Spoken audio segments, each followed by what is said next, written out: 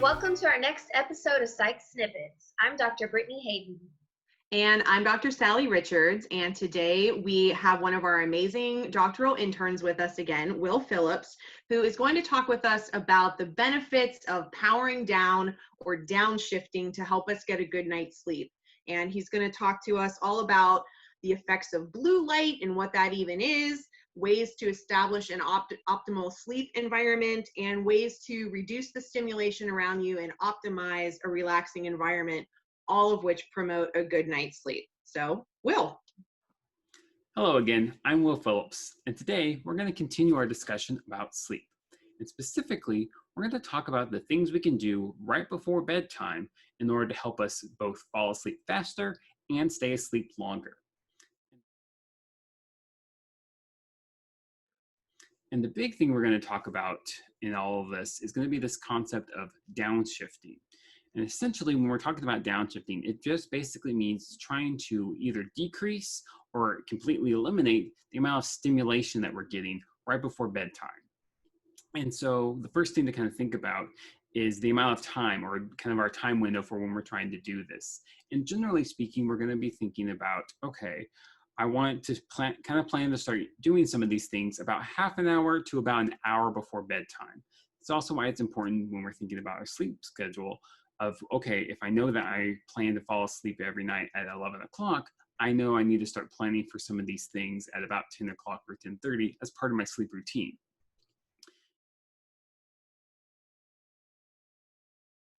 And so when we're thinking about the elimination of stimulus or downshifting, one of the first things I think that will pop into a lot of people's minds, or is generally talked about, is the idea of blue light.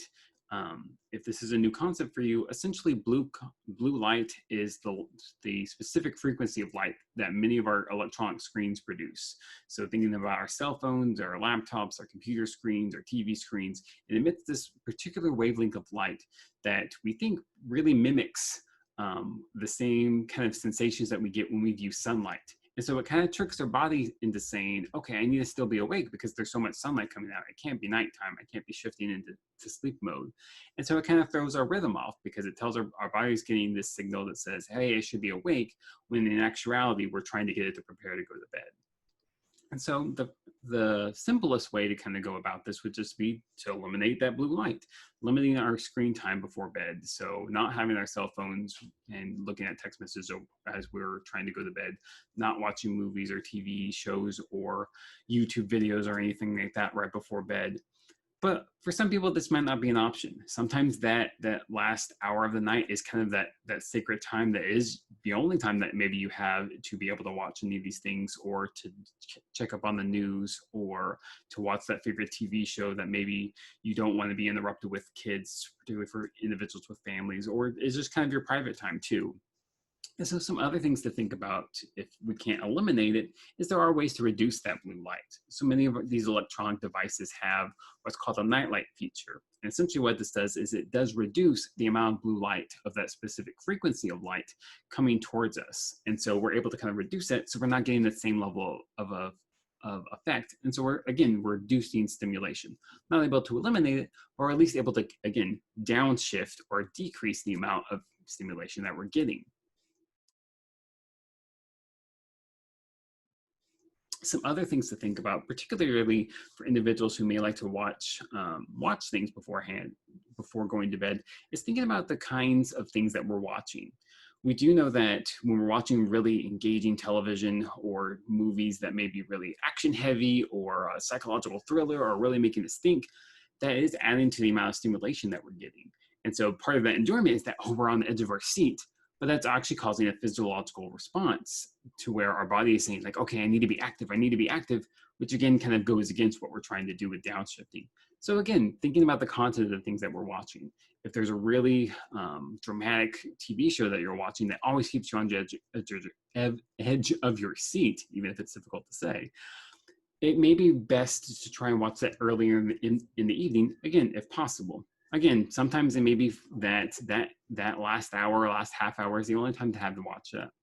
You have to watch that particular show. And so again, we find other ways to maybe find some desensitization, or some ways to downshift.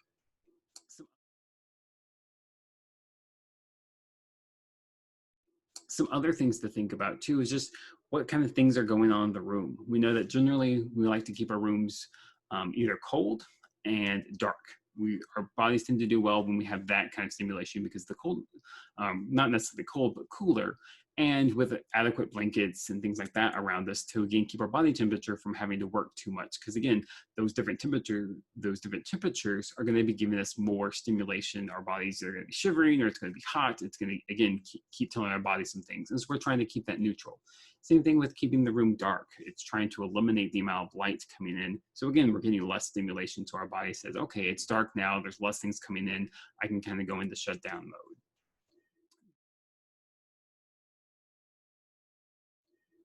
Other things to think about too is that it's not all stimulation that's coming from the outside. It's not always loud noises or bright lights or things like that too. It may be our own thoughts that are helping to keep us awake.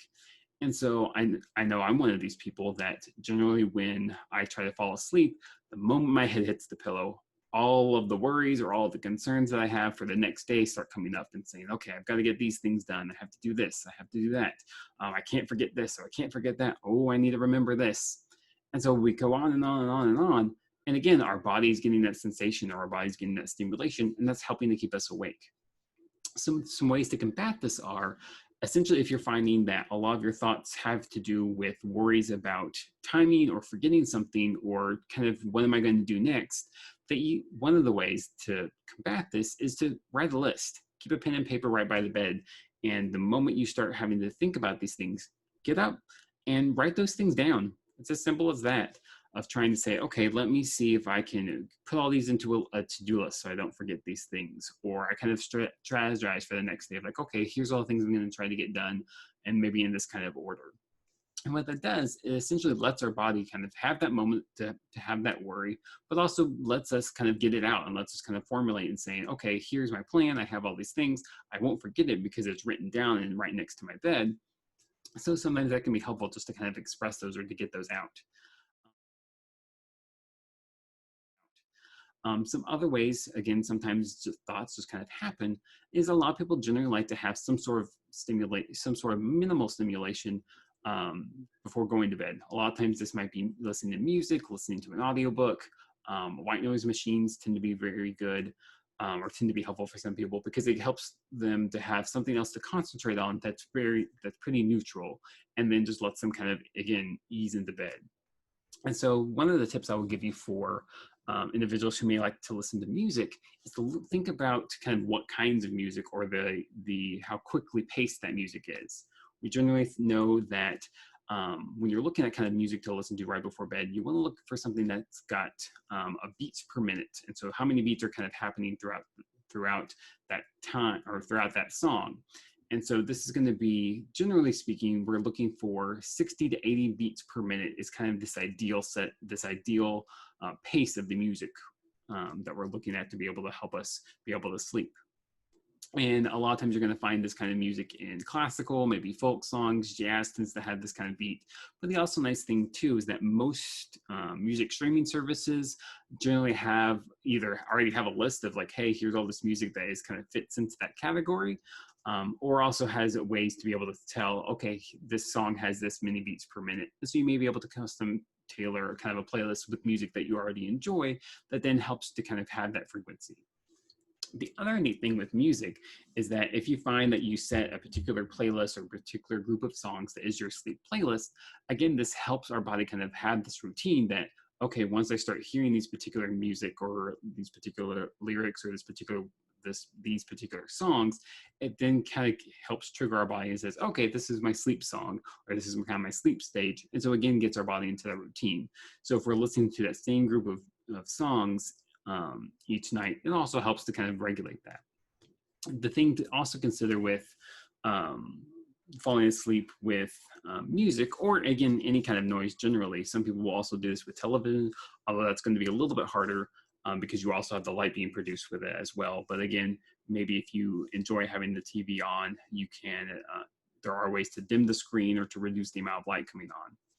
But the other piece to kind of think about when we're talking about listening to music or having any kind of sound that's helping us to combat some of our thoughts, or to be able to kind of ease our thoughts into bedtime, is to setting a sleep timer. And the reason we want to set a sleep timer, and generally we're thinking maybe about 30 to 40 minutes is generally what we're kind of going to be looking at as we're shifting into bedtime. And the reason we want to set a sleep timer is that when we fall asleep, it's generally thought like, oh, okay, well, when you're asleep, you're not taking in any information. You're just kind of lying there, nothing's happening. And it's not quite accurate. Even though our brains do shift into functioning, they don't necessarily turn off.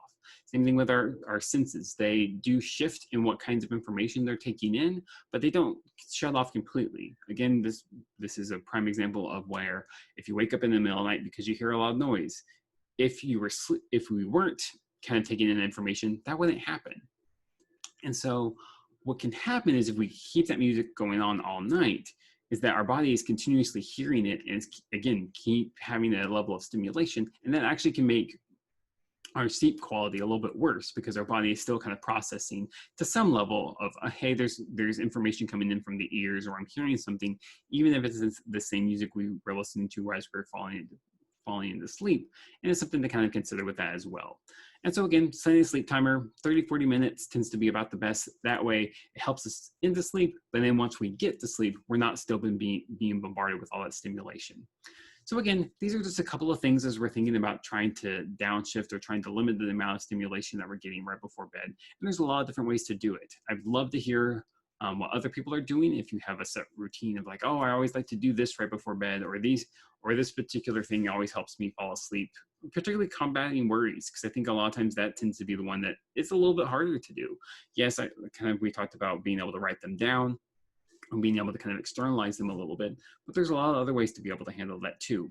The other and kind of last point I'll leave you with is that there are a lot of different disorders out there that are involved with sleep. And so if you are particularly concerned or are particularly difficult to fall asleep or remain asleep, you also might reach out to your local healthcare provider, because there are some ways that they may be able to help, or be able to help you troubleshoot or identify if you are one of the individuals who does suffer from a particular sleep disorder, and there's ways to be able to combat that as well.